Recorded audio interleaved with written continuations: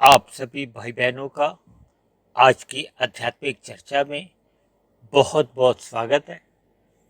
आज की चर्चा का विषय है शमशान घाट एक क्षणिक वैराग्य। हो सकता है प्रथम दृष्टि में आपको आज की वीडियो का नाम पढ़कर थोड़ी अजीब से विचार आ रहे होंगे और हो सकता है कुछ भाई बहनों को बुरा भी लग रहा होगा, क्योंकि शमशान घाट शब्द ही अपने आप में एक मृत्यु से जुड़ता है।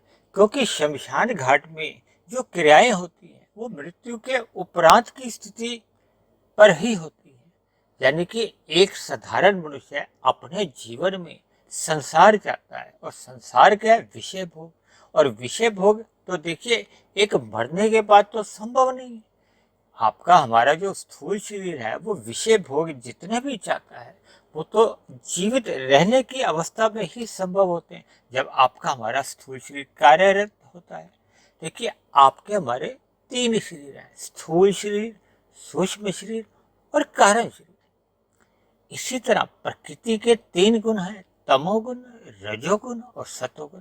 देखिए इन गुणों की और शरीरों की हम इसलिए लगभग हर रोज ही बात करते हैं क्योंकि ये प्रकृति के ही तीन गुणों से निर्मित आपके हमारे ये तीन शरीर हैं। जबकि आत्मा और परमात्मा ये दोनों चेतन तत्व हैं।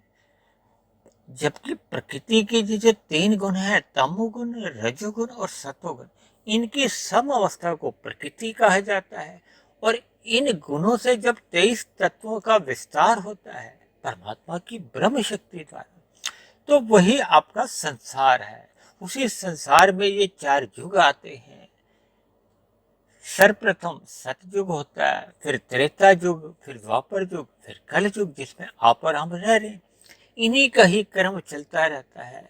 तो ये बहुत लंबा काल होता है, लाखों करोड़ों वर्षों में पहुंच जाता है। तो ये एक 23 तत्वों के विस्तार में ही होता है। और एक ऐसी स्थिति भी आती है जब इसका सृष्टि का कार्यकाल पूर्ण हो जाता है, तो फिर ये 23 तत्वों का जो एक विस्तार है या इनका जो परिवार है, ये पुनः अपने मूल तत्वों में यानी कि सतोगुण, तमोगुण और रजोगुण, इन तीन तत्वों में ही समा जाता है। ये प्रक्रिया आज की नहीं है, अनादि काल से चल रही है। क्योंकि शास्त्रों में तीन ही तत्वों की चर्चा आती है, आत्मा और परमात्मा, ये दोनों चेतन तत्व हैं। और ये जो माया, जब प्रकृति के तीन गुण हैं, ये जड़ है लेकिन नित्य है। जैसे आत्मा नित्य है, जन्म मरण रहित है, तो वैसे ही ये गुण भले ही जड़ है लेकिन इनको भी शास्त्रों में नित्य कहा जाता है। तो अब हम चर्चा को आगे बढ़ाएं, क्योंकि देखिए हम शमशान घाट एक क्षणिक वैराग्य के ऊपर इसलिए भी चर्चा कर रहे हैं क्योंकि ये आपके हमारे जीवन की एक सच्चाई है। और हम प्रतिदिन जो एक वीडियो बनाते हैं आध्यात्मिक ज्ञानात्मक चैनल पे, जो अब तक तकरीबन 600 के आसपास वीडियो बनी है, ये सभी के सभी वीडियो आपको हमें भगवान, आत्मा और प्रकृति के तीन गुण और उन तीन गुणों से ही निर्मित आपके हमारे तीन शरीर हैं, स्थूल शरीर, सूक्ष्म शरीर और कार्य शरीर। इन चार विषयों पर ही हमारी चर्चाएं घूमती हैं। यानी कि हम जितने भी विषय लेते हैं वो तो देखिए नाम तो अलग अलग होते हैं, लेकिन उन विषयों का जो हमारा एक केंद्र बिंदु होता है वो इन चार तत्वों के आसपास ही घूमता है। कभी कभी हम कुछ अपने वीडियो के नाम कुछ भौतिक स्तर पे भी रख लेते हैं, लेकिन उन भौतिक स्तर पर भी हम जितनी चर्चाएं करते हैं उनका जो अंतिम उद्देश्य हमारा होता है कि आत्मा का प्रकृति के ये विषय भोगों से वैराग्य हो और परमात्मा से उसका प्रीति हो, प्रेम हो। यही आत्मा का एक यथार्थ रूप है। और ये तभी संभव हो पाता है कि जब हम प्रकृति को या प्रकृति के तीन गुणों को या आपके हमारे जो तीन शरीर हैं इनकी एक यथास्थिति को जान ले, वास्तविकता क्या है उसको पहचान ले, यानी कि यथार्थ ज्ञान को पहचाने। क्योंकि मृत्यु कोई देखिए नई बात नहीं है, वो अलग बात है कि इसको हम पसंद नहीं करते, जबकि ये तो जीवन की एक सच्चाई है। ऐसा कोई परिवार नहीं है जिसके परिवार में आज तक किसी की कोई मृत्यु नहीं हुई हो। तो इसलिए मृत्यु को हम ज्ञान पूर्वक स्वीकार करना चाहिए। समझना होगा कि ये मृत्यु किस शरीर की होती है और उस मृत्यु के बाद की क्या स्थितियां बनती हैं और हमें मिले हुए जीवन का क्या उद्देश्य है। ये मनुष्य योनि 84 लाख जोनियों में एक राजा जोनी है। देखिए, राजा जोनी में पिछले काफी समय से जितनी चर्चाएं कर रहा हूँ उसको मैंने राजा जोनी के नाम से इसलिए कहा गया है क्योंकि जैसे राजा एक बहुत ही प्रमुख होता है, जैसे हमारे देश में राष्ट्रपति या प्रधानमंत्री एक प्रमुख केंद्र माने जाते हैं, इसी तरह देखिए ये 84 लाख जोनियों में मनुष्य से नीचे की भी जोनियां हैं और मनुष्य से ऊपर की भी जोनियां हैं। नीचे की जोनियों में तो देखिए दुख पीड़ा पाप कर्मों का एक भोग किया जाता है, यानी कि कष्ट सहे जाते हैं। जबकि मनुष्य से ऊपर की जितनी जोनियां हैं वहां तो सुख भोगे जाते हैं। आप और हम जो सुख भोगते हैं उनसे भी बहुत हजारों गुना ऊंचे सुख होते हैं, ऐसा शास्त्रों में वर्णन आता है। लेकिन मनुष्य योनि का जो एक विशेष महत्व इसलिए है कि मनुष्य योनि में ही हम और आप जितने भी कर्म करते हैं सकाम भाव से, सकाम भाव का अर्थ होता है जब जब हम किसी फल पाने की इच्छा से, या दूसरे अर्थों में यह कह सकते हो कि प्रकृति के जो 5 भोग विषय हैं, गंध रस रूप स्पर्श और शब्द, आपके हमारे जितने भी सुख भोग हैं या भौतिक सुख हैं वो इन 5 विषयों के इर्द गिर्द ही घूमते हैं। यानी कि जब मनुष्य अपने कर्म को, क्रिया को इन सुखों की प्राप्ति को ध्यान में रखते हुए, इनको लक्ष्य मानते हुए, इनको पाने के लिए ही एक कर्म करता है तो वो सकाम कर्म माने जाते हैं। जब हम इन कर्मों को करते समय अन्य जीवों को दुख नहीं देते, पीड़ा नहीं देते, लेकिन अपने सुख को सुनिश्चित कर लेते हैं तो ये राजसी कर्म माने जाते हैं, ये रजोगुनी कर्म माने जाते हैं। जब हम पहले अन्य जीवों का ध्यान रखते हैं, पहले उनको भी सुख मिले, परोपकार के कार्य करते हैं और फिर अपने सुख की भी इच्छा बनी रहती है, ऐसे सभी कर्म सात्विक कर्म माने जाते हैं। लेकिन एक कर्म ऐसे भी हैं जिनको तामसी कर्म कहा जाता है, पाप कर्म कहा जाता है, विकर्म भी कह दिया जाता है। जब हम अपने सुख के लिए अन्य जीवों को, चाहे वो मनुष्य हो, चाहे वो पेड़ पौधे हो, कीट पतंगे हो, पक्षी हो, पशु हो, यानी कि 84 लाख प्रकार की जो अन्य जोनियों के जब हम पीड़ा देते हैं, कष्ट देते हैं, देखिए जीव तो कोई भी है, आत्मा तो सभी सुख चाहते हैं। जैसे मैं सुख चाहता हूँ आप भी सुख चाहते हैं, एक कुत्ता बिल्ली भी सुख चाहते हैं, एक कीट पतंगा भी, मच्छर भी सुख चाहते हैं। देखिए हम जीवन में जब कभी भी एक मच्छर को भी पकड़ने का प्रयास करते हैं, एक चींटी जा रही हो तो अपनी 2 उंगलियों से अगर उसका रास्ता भी रोकते हैं तो उसको भी पीड़ा होती है। यानी कि जितने भी आत्माएं हैं वो सभी के सभी सदा ही सुख चाहती हैं। आप भी सुख चाहते हो, मैं भी सुख चाहती हूँ। लेकिन क्योंकि आत्मा देखिए ज्ञानवान है, सभी आत्माएं ज्ञानवान है, लेकिन जैसे जैसे हम प्रकृति के भोगों को भोगते जाते हैं, क्योंकि प्रकृति के जितने भी भोग हैं इनको तामसी कहा जाता है, जड़ कहा जाता है, इनको भौतिक सुख कहा जाता है।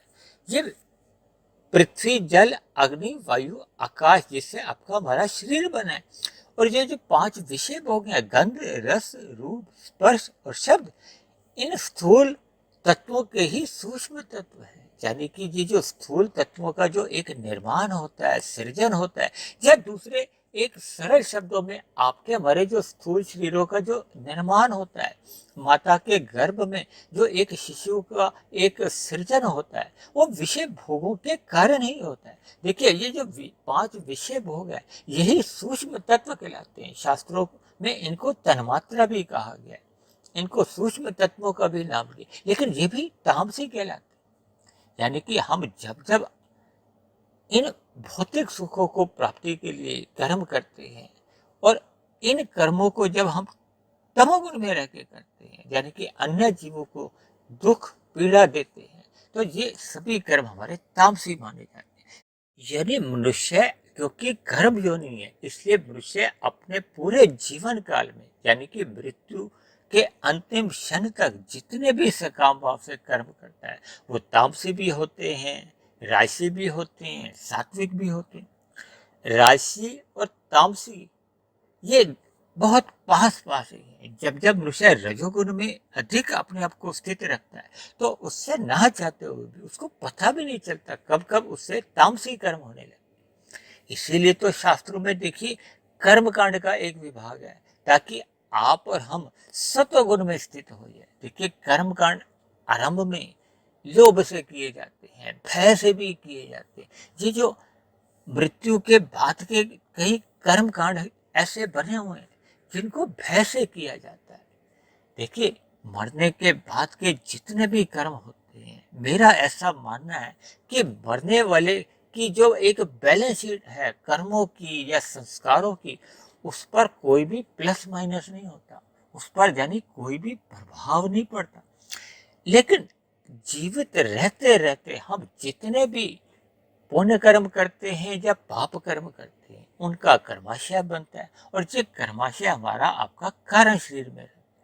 और इसी कर्माशय के साथ साथ आपके हमारे संस्कार बनते हैं, और संस्कारों से ही पुनः आपके हमारे सूक्ष्म शरीर में मन बुद्धि में विचार आते रहते हैं, वृत्तियां उठती हैं, जिनको आप फुरने भी कह सकते हो। हमारे मन में फुरने उठते रहते हैं ना, अब ये वाला काम करो, अब ये वाला काम करो।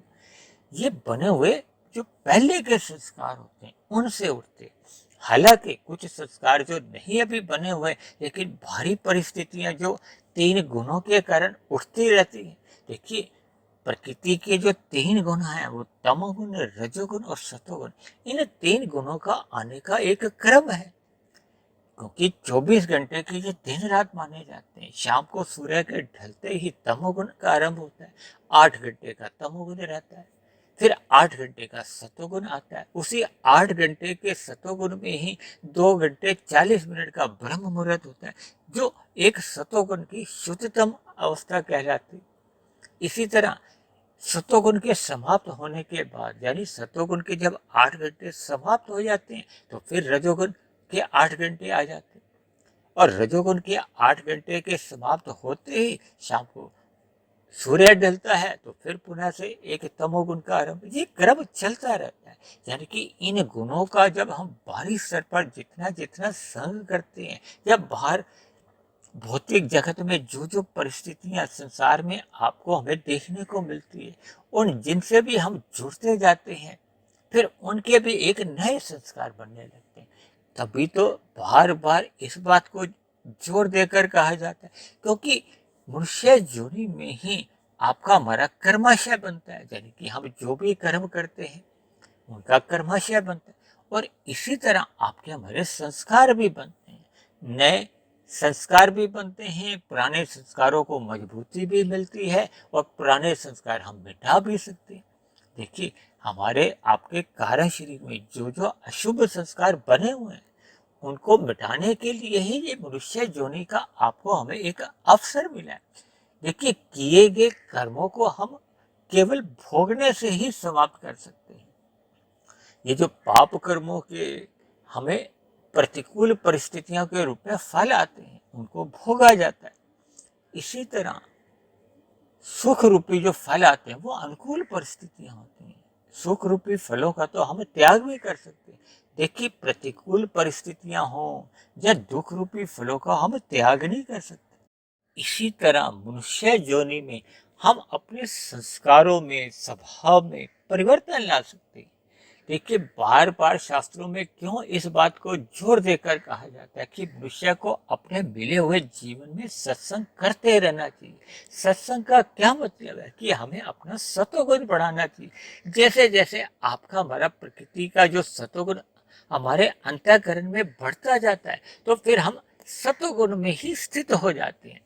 तब ऐसी स्थिति में रजोगुण के जो विषय भोग हैं, उनके प्रति आपका हमारा एक वैराग्य का बीज डलता है। देखिए जब तक हमारा विषय भोगों के प्रति राग बना होता है, जब तक उसमें हमारी कोई एक वैराग्य नहीं जागता। वैराग्य कब जागता है? जब हमें विषय भोगों के प्रति एक यथार्थ स्थिति का पता चलता है कि प्रकृति के मिलने वाले जितने भी सुख हैं, उन सुखों से एक समय सीमा के बाद दुख की ही उत्पत्ति होती है।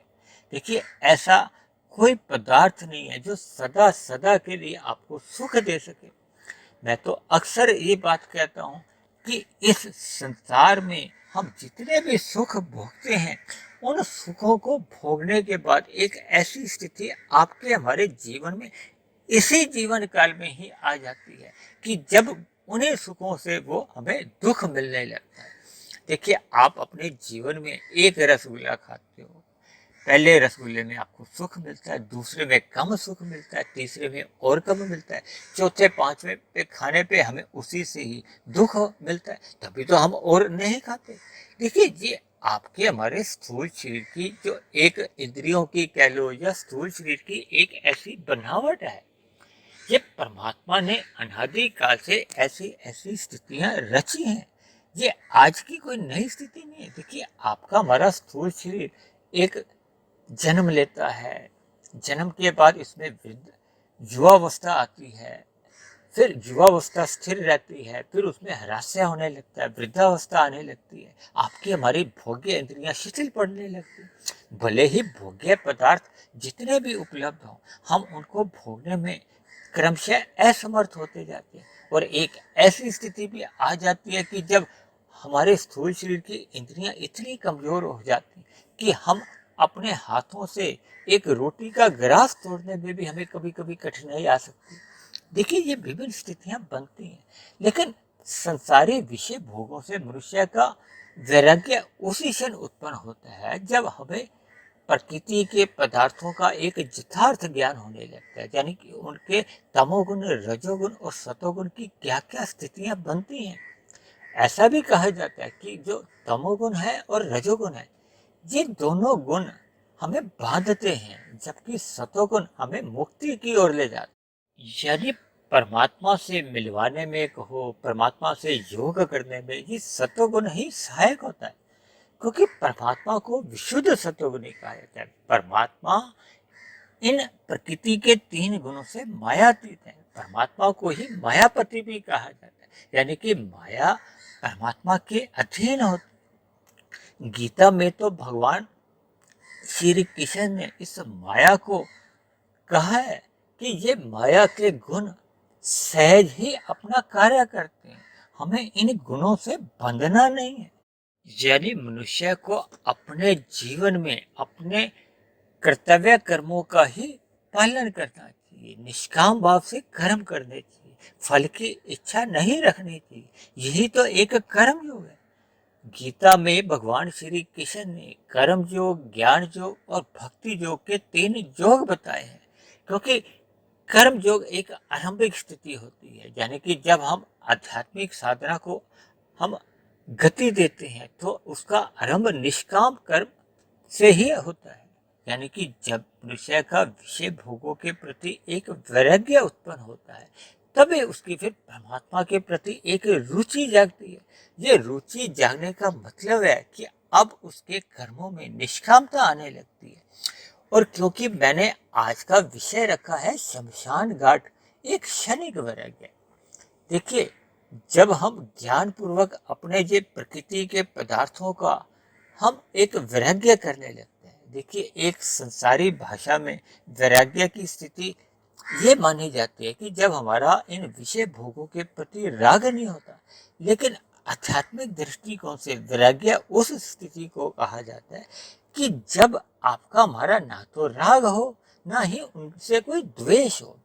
अक्सर क्या होता है, देखिए, एक मनुष्य पहले सिगरेट शराब पीता था, अब उसको उसने छोड़ दिया, त्याग दिया। अब यदि वो इन पदार्थों के प्रति द्वेष के भाव रखता है, देखिए, भले ही उसका अब उसमें राग नहीं, लेकिन अभी उनका उसके प्रति द्वेष बना हुआ है, तो आध्यात्मिक शास्त्रों में ऐसा वर्णन आता है कि इसको वैराग्य नहीं कहा जाता। देखिए, वैराग्य की स्थिति तब बनती है जब हमारा उन पदार्थों के प्रति राग भी नहीं हो और द्वेष भी नहीं हो, यानी कि शुद्ध वैराग्य होना चाहिए।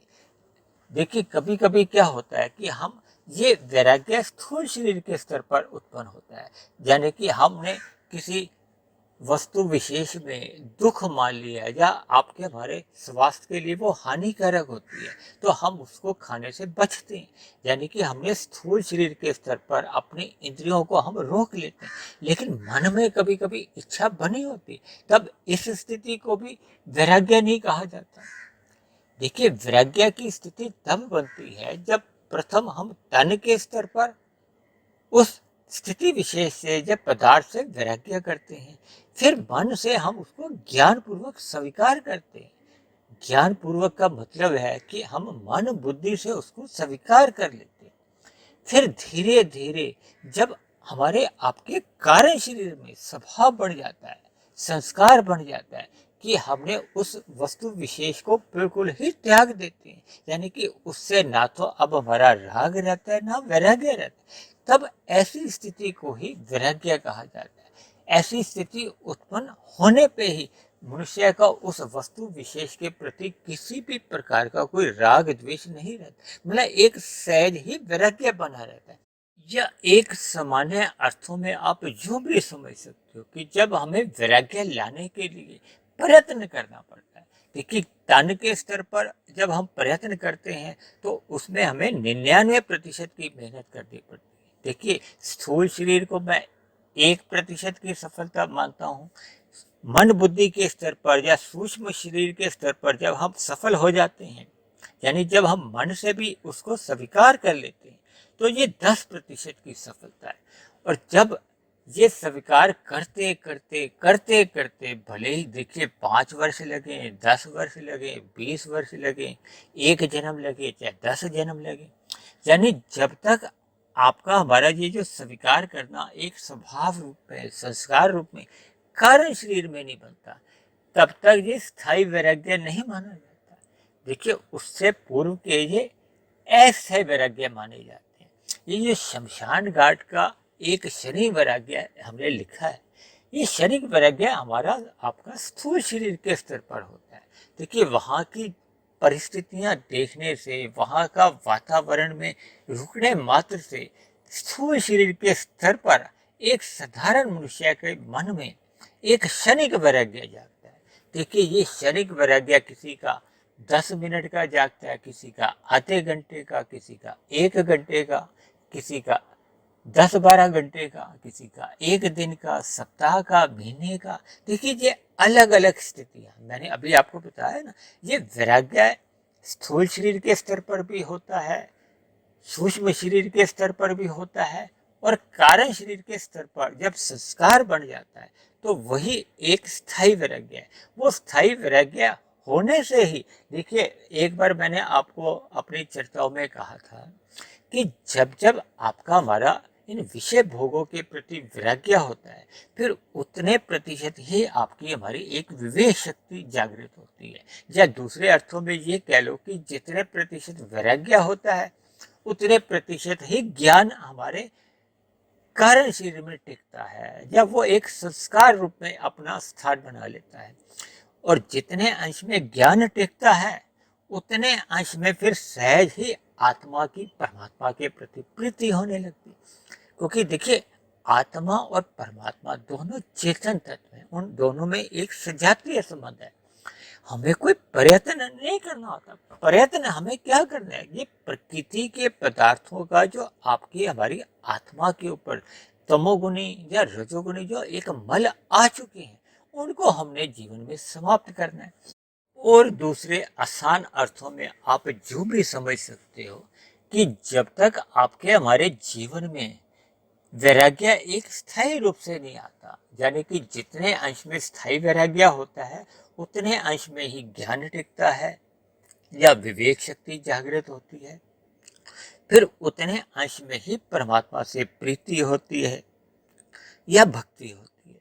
देखिए वैसे तो देखिए एक साधारण मनुष्य अपने जीवन में सब चीज स्थायी चाहता है। देखिए कोई किराए के मकान में रहता है, एक मकान में रहता है, फिर दूसरे मकान में, फिर तीसरे मकान में, उसका लक्ष्य सदा बना रहता है कि मेरा अपना मकान हो, स्थायी मकान हो। ये बार बार मुझे जो मकान बदलने पड़ते हैं, ये नहीं बदलने पड़े। इसी तरह अक्सर अपने जीवन में युवावस्था में या उससे आगे की उम्र में अपने अक्सर लोग इस बात पे चर्चा करते हैं कि मुझे पक्की नौकरी चाहिए, और अक्सर लोग सरकारी नौकरी को पक्की नौकरी मानते हैं। देखिए, कोई भी अपनी नौकरी भी अस्थायी नहीं चाहता, यानी कि बार बार उसको नौकरी से निकाल दिया जाए या वो नई नई नौकरियां ढूंढे। या दूसरे एक अर्थों में हम अपने जीवन में सभी चीज स्थायी चाहते हैं, अपने जीवन को भी स्थायी रखना चाहते हैं। इसीलिए तो देखिए, हम अपने स्थूल शरीर के रख रखाव के लिए विभिन्न प्रकार के अपने शारीरिक व्यायाम भी करते हैं, खान पीन में भी परहेज रखते हैं। हमारी कोशिश तो यही होती है ना कि हम अपने स्थूल शरीर की एक स्वस्थता बनाए रखें, ताकि हम अधिक से अधिक भोग कर सकें। ऐसा उद्देश्य अधिक लोगों का बना रहता है। देखिए, कभी कभी जिन मनुष्यों का एक साधना करने का उद्देश्य बढ़ जाता है, जब परमात्मा को पाने का एक लक्ष्य बन जाता है, तब ऐसे मनुष्यों का जो एक स्थूल शरीर की स्वस्थता रखने का जो उद्देश्य होता है, वो इसलिए होता है कि उसका स्वस्थ स्थूल शरीर बना रहे। वो स्थूल शरीर के रहते रहते ही अपनी आध्यात्मिक यात्रा अधिक से अधिक करना चाहता है, क्योंकि ये आध्यात्मिक साधना को हो या यात्रा को स्थूल शरीर के रहते रहते ही हो सकती है। क्योंकि आपका हमारा सूक्ष्म शरीर और कारण शरीर जितने अंश में आध्यात्मिक उन्नति कर लेता है या शुद्ध कमाई कर लेता है, वो आपकी हमारी एक शुद्ध कमाई है। और स्थूल शरीर द्वारा हम जितने भी भौतिक उन्नति कर लेते हैं, ये तो मरने के साथ ही समाप्त हो जाती है। यानी कि स्थूल शरीर के स्तर पर हम जो विषय भोग भोगना चाहते हैं, या उन विषय भोगों के प्रति हम जैसे जैसे सुख सुविधा के साधन इकट्ठे भी करते हैं, संग्रह भी कर लेते हैं, वो मरने के साथ ही समाप्त हो जाते हैं। इसलिए मनुष्य को अपने जीवन में अपने सूक्ष्म शरीर और कारण शरीर की सफलता के लिए कहो, पवित्रता के लिए कहो, सदा ही प्रयास करते रहना चाहिए। और ये प्रयास तभी संभव हो पाते हैं जब हमारा इन विषय भोगों के प्रति वैराग्य उत्पन्न होता है। और शमशान घाट का जो एक क्षणिक वैराग्य है, इस क्षणिक वैराग्य को हम जितना अधिक लंबा खींच सकते हैं, यानी कि उस क्षणिक वैराग्य से ही हम अपने जीवन की, अपने दिनचर्या को जब हम एक सकारात्मक दिशा देते हैं, यानी कि जो पहले हमारी एक दिशा विषय भोगों को प्राप्ति के लिए ही चल रही थी, अब हमारी दिशा ही बदल जाती है। दिशा बदलना क्या है? जब हमारी विषय भोगों की या प्रकृति के पदार्थों को पाने की अब इच्छा नहीं रहती, अब परमात्मा की ओर, परमात्मा को जानने की, समझने की आपके आप मन में एक रुचि जागती है। क्योंकि क्षणिक वैराग्य अब और आगे एक उन्नति करता है, यानी कि जो क्षणिक वैराग्य है वो स्थायी दिशा की ओर चलने लगता है। तो जितने जितने अंश में ये वैराग्य स्थायी होता जाता है, फिर उतने उतने अंश में प्रकृति के पदार्थों के प्रति एक सहज ही वैराग्य होने लगता है। लेकिन कभी कभी जो देखा जाता है, देखिए, शमशान घाट पर अक्सर आपने देखा होगा कि एक साधारण मनुष्य के हाथ में अब मोबाइल आ चुका है। देखिए, पहले तो आज से 25-30 वर्ष पहले ऐसी स्थितियां नहीं होती थी, क्योंकि अब मोबाइल लगभग सभी मनुष्यों के हाथ में आ गया है। और मनुष्य जब मोबाइल से जुड़ जाता है, तो उसका संसार कहो या रजोगुण और तमोगुण भी फिर साथ ही चलने लगते हैं। क्योंकि अक्सर ऐसा देखा जाता है कि एक साधारण मनुष्य मोबाइल में जो रजोगुनी जानकारियां होती हैं, देखिए, संसार के प्रति जितने भी हमारे एक जानकारियां होती हैं, वो राजसी जानकारियां ही कहलाती हैं। और इसी तरह जो कुछ अश्लील जानकारियां होती हैं, वो तामसी जानकारियां होती हैं। यानी कि प्रकृति के जो तमोगुण हैं और रजोगुण हैं, ये हमें संसार में ही उलझाते हैं, फंसाते हैं और हमें बंधन में डाले रखते हैं। अक्सर मनुष्य मोबाइल द्वारा तामसी और राजसी गतिविधियों में ही लिप्त रहता है। और जब जब मनुष्य इस मोबाइल द्वारा, देखिए, आपकी हमारी ये जो यूट्यूब पे जो आध्यात्मिक ज्ञानात्मक चैनल की जो वीडियो आती हैं, जिनको आप भाई बहन अगर श्रद्धा पूर्वक सुनते हो तो ये देखिए एक सात्विक उपलब्धि है, यानी कि आपके मन में इन विषय भोगों के प्रति फिर वैराग्य उत्पन्न होता है। और परमात्मा से जितना जितना अंश हम इन वीडियो को सुनने पे जुड़ते जाते हैं, तो वो आपके हमारे मन में एक वैराग्य जागता है। परमात्मा से जैसे जैसे हम जुड़ते जाते हैं, तो उतने उतने अंश में फिर हम प्रकृति से एक विमुख होते जाते हैं। देखिए, दोनों ही स्थितियों में तो हम नहीं रह सकते, लेकिन अक्सर मनुष्य इन वीडियो को कहो या शमशान घाट के ऊपर जो एक वैराग्य है, जिसको मैंने एक क्षणिक का नाम दिया है, क्योंकि कलयुग में लगभग ऐसा ही देखा जाता है कि एक मनुष्य का जो एक शमशान घाट में क्षणिक वैराग्य उत्पन्न तो होता है, क्योंकि एक मनुष्य भले ही कितने ही कठोर स्वभाव का ही हो, देखिए शमशान घाट में ये क्षणिक वैराग्य तो जाग ही जाता है, लेकिन अक्सर ये क्षणिक वैराग्य कुछ समय बाद फिर समाप्त होने लगता है।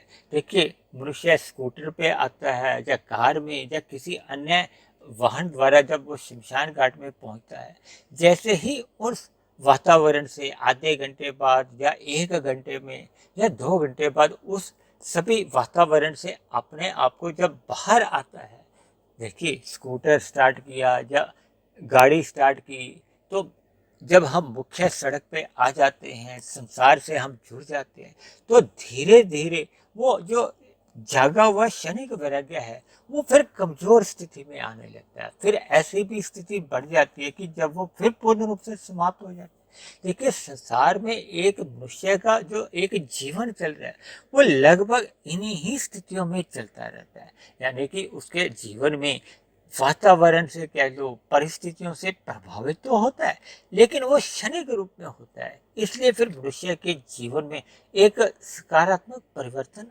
आ नहीं पाते, यानी कि उसकी दिशा में परिवर्तन नहीं आता। दिशा में परिवर्तन क्या है? जब हम परमात्मा की ओर सम्मुख होते हैं, पहले हम प्रकृति की ओर सम्मुख थे या भोगों की ओर सम्मुख थे, जैसे अब हमारा वैराग्य जगने से हम परमात्मा की ओर सम्मुख हो गए हैं, तो फिर आपकी हमारी फिर दिशा ही बदल जाती है। दिशा बदलने से आपकी हमारी फिर दशा में, आपके हमारे मिले हुए जीवन में फिर सकारात्मक परिवर्तन आने लगते हैं। हम तमोगुण का जो मल रूपी संग से फिर बचते हैं, हम रजोगुण फिर मर्यादा में रखते हैं, यानी कि विषय भोगों का जो एक संग है, वो केवल अपने स्थूल शरीर की आवश्यकताओं की पूर्ति तक ही उसको सीमित रखते हैं, और सतोगुण के अनुपात को कहो या सतोगुण का अधिक से अधिक संग करते हैं। तब ऐसी स्थिति में मनुष्य ब्रह्म मुहूर्त में अपने आप को सतोगुण का संग करवाते हैं, क्योंकि ब्रह्म मुहूर्त सतोगुण की एक शुद्धतम अवस्था होती है। क्योंकि हम इस आध्यात्मिक ज्ञानात्मक चैनल में जितनी भी प्रतिदिन एक वीडियो जो बनाते हैं, जो लगभग 600 हो चुकी, ये सभी के सभी वीडियो भी परमात्मा की प्रेरणा से और प्रकृति का जब ये ब्रह्म मुहूर्त चल रहा होता है, यानी कि प्रकृति के सतोगुण का एक शुद्धतम अवस्था होती है, उसी समय में ही बनाते हैं, ताकि परमात्मा की आशीर्वाद बना रहे, परमात्मा की कृपाएं बनी रहती हैं। तब हमें इन बातों को बताने में या कुछ उदाहरणों के साथ जब हम चर्चा को आगे बढ़ाते हैं, तो फिर हम इसको ज्ञान पूर्वक आगे एक दिशा दे पाते हैं, ताकि आपके हमारे जीवन में एक यथार्थ ज्ञान जो परमात्मा का, आत्मा का और प्रकृति के जो 3 गुणों का, और आपके हमारे जो 3 शरीर हैं, स्थूल शरीर, सूक्ष्म शरीर और कारण शरीर, इनका हमें जब यथार्थ ज्ञान होने लगता है, क्योंकि शमशान घाट में जिस स्थूल शरीर को हमने जलते हुए देखा था या दफनाते हुए देखा था या अलग किसी स्थिति में देखा था, वो केवल स्थूल शरीर था। जबकि स्थूल शरीर की जैसे ही मृत्यु होती है, देखिए चाहे वो अस्पताल में मृत्यु होती है या परिवार में या अन्य किसी भी स्थान पे जब मृत्यु होती है, तब ऐसी स्थिति में सूक्ष्म शरीर और कारण शरीर आत्मा और परमात्मा के साथ फिर अपने बने हुए कर्माशय या संस्कारों के अनुसार एक नए स्थूल शरीर की रचना करते हैं। देखिए, जैसे जैसे उसकी हमारे कर्मों की स्थिति होती है, देखिए मैंने अक्सर अपनी चर्चाओं में इस बात को बताता रहा हूँ कि मनुष्य योनि देखिए उसी स्थिति में मिलती है जब मनुष्य योनि में मरते समय कारण शरीर में कर्माशय में पाप और पुण्य कर्मों की तुल्यता होती है। जब पुण्य कर्मों की अधिकता होती है और मनुष्य योनि पाने की ही इच्छा भी बनी रहती है, तब ऐसी स्थिति में मनुष्य योनि की ही प्राप्ति होती है।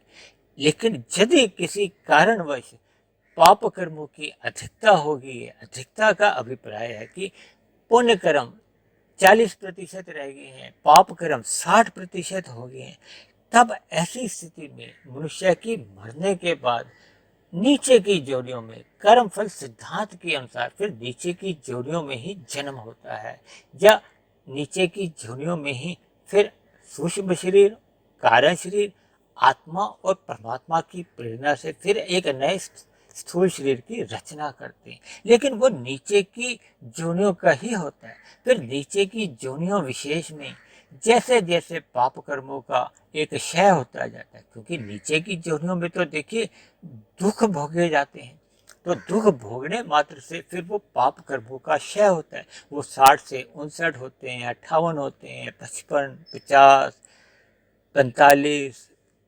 42, जैसे ही वो 40 की स्थिति में आ जाते हैं, यानी कि अब वो पुनः 40-40, यानी पुण्य कर्म जो 40% के अनुपात में थे, अब वो पाप कर्म घट घट के, देखिए ये जरूरी नहीं है कि 10 योनि में हो, 1 लाख योनि में हो, 1 करोड़ योनि में हो, जब तक वो पाप कर्मों का क्षय होते होते पुण्य कर्मों की बराबरी में नहीं आते, तुल्यता में नहीं आते, तब तक फिर पुनः मनुष्य योनि नहीं मिलती। इसीलिए तो शास्त्रों में देखिए बार बार कहा जाता है, ये मिली हुई मनुष्य योनि एक राजा योनि है। इस योनि का बहुत ही अधिक महत्व इसलिए है कि हम मनुष्य योनि पाकर साधना कर सकते हैं। साधना क्या है? जब मनुष्य सतोगुण में अपने आप को स्थित कर लेता है और सतोगुण में स्थित रहते हुए विशुद्ध सतोगुण परमात्मा की और अपनी आध्यात्मिक यात्रा को एक गति देता है। ये गति आती है कर्म योग में, ज्ञान योग में और भक्ति योग में। जब तक मनुष्य स्थूल शरीर के रहते रहते साधना करते करते यदि अपने कारण शरीर में जो शुभ संस्कार 100% नहीं बन जाते, यानी कि या दूसरे अर्थों में आपके हमारे कारण शरीर में जब बुरे संस्कार 100% जल जाते हैं, समाप्त हो जाते हैं, यानी कि अज्ञानता आपकी हमारी समाप्त हो जाती है, आत्मा की एक मूल स्थिति आ जाती है, क्योंकि सभी आत्मा तो देखिए ज्ञान स्वरूप है। ये तो रजो तमो गुणों का जो एक मल रूपी संग करने से या विषय भोगों का मर्यादा से अधिक भोगने से वो उनका जो एक मल है, आवरण है, वो आत्मा पे चढ़ जाता है।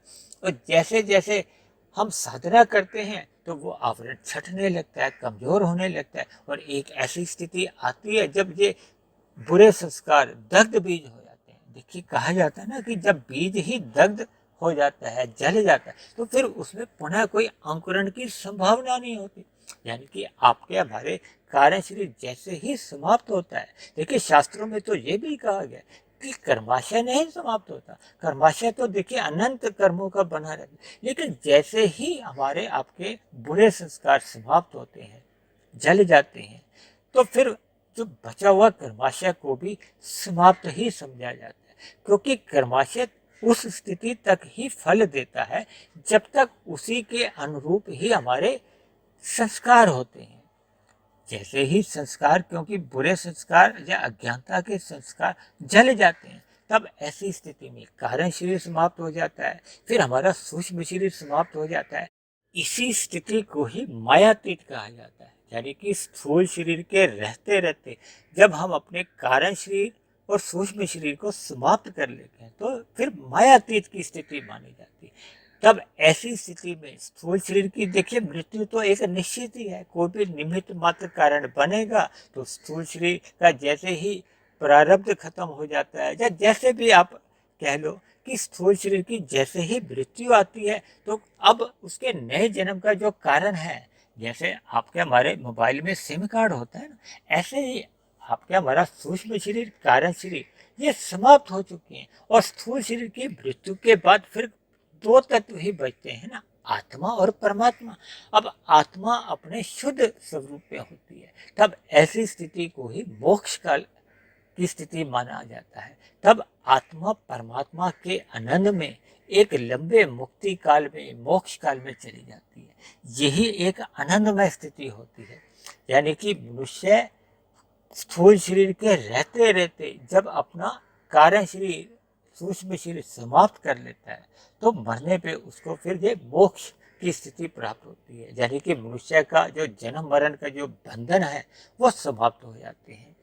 देखिए, अगर स्थूल शरीर के रहते रहते जैसे जैसे आपके हमारे कार्य शरीर में कर्माशय ये संस्कार बने होते हैं, तो वैसा वैसा फिर मरने के बाद जो आगे की गतियां बनती हैं।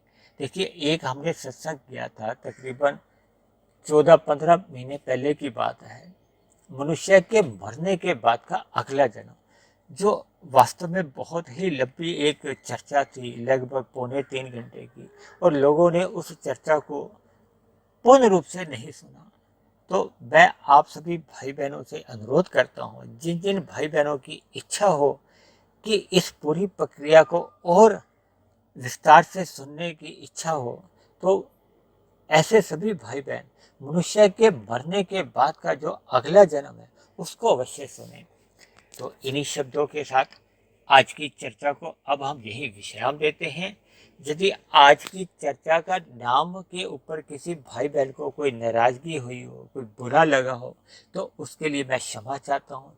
देखिए, परमात्मा का यथार्थ ज्ञान से अवगत कराने के लिए कभी कभी हमें शब्दों से प्रेरणा लेनी होती है। शब्द ही कभी कभी हमें परमात्मा से जोड़ने में एक सहायक बनते हैं। भले ही शब्द देखिए आकाश का गुण है, प्रकृति के कारण ही ये शब्द है, लेकिन ये परमात्मा से जोड़ने में हमें जब ये सहायक बनते हैं, आपके हमारे जीवन को एक नई दिशा देते हैं, तो ये शब्द ही आपके हमारे जीवन में एक आदरणीय बन जाते हैं, क्योंकि आपके हमारे जीवन में एक सकारात्मक परिवर्तन ले आते हैं। इसलिए मेरी आप सभी भाई बहनों से विनती है कि आज जो वीडियो का नाम ही है शमशान घाट का एक शनि वैराग्य, इससे प्रेरणा लेते हुए या इसकी एक स्मृति बनाते हुए हमें अपने जीवन में पाप कर्मों से तो सर्वप्रथम बचना ही चाहिए, ताकि आपके हमारे जीवन में मरने के बाद किसी भी कारणवश कोई अधोगति की स्थिति ना बने। तो इन्हीं शब्दों के साथ आज की चर्चा को अब हम यहीं विश्राम देते हैं। आप किसी भाई बहन का आज की आध्यात्मिक चर्चा से संबंधित किसी प्रकार का कोई प्रश्न हो, कोई मेरी कही गई बात आपको समझ में नहीं आई हो, या मेरी कही गई बात पे आपको कोई शिकायत हो, मतभेद हो, आपत्ति हो, इन सभी बातों को आप नीचे दिए गए कमेंट्स बॉक्स पर जाकर लिख सकते हो। और यदि परमात्मा की प्रेरणा से बनने वाली ये वीडियो आपके जीवन में सकारात्मक परिवर्तन लाने लगी हो, परमात्मा में आपकी प्रीति जग गई हो, आपके कर्मों में सुधार आने लगा हो, तो मेरी आप सभी भाई बहनों से विनती है कि आप मेरे इस आध्यात्मिक ज्ञानात्मक चैनल सुधीर भाटिया फकीर को अवश्य ही सब्सक्राइब करें। व अन्य जिज्ञासु भाई बहनों को जो परमात्मा से जुड़ना चाहते हैं, अपने अंधविश्वास दूर करना चाहते हैं, भगवान, आत्मा और प्रकृति के गुणों का यथार्थ ज्ञान लेना चाहते हैं, ऐसे सभी भाई बहनों को भी इस आध्यात्मिक ज्ञानात्मक चैनल से आप जोड़ने का प्रयास करें। तो चर्चा को अब हम यहीं विश्राम देते हैं। कल फिर मिलते हैं एक नए विषय को लेकर, एक नए संदेश के साथ। तब तक आप सभी भाई बहनों का बहुत बहुत धन्यवाद।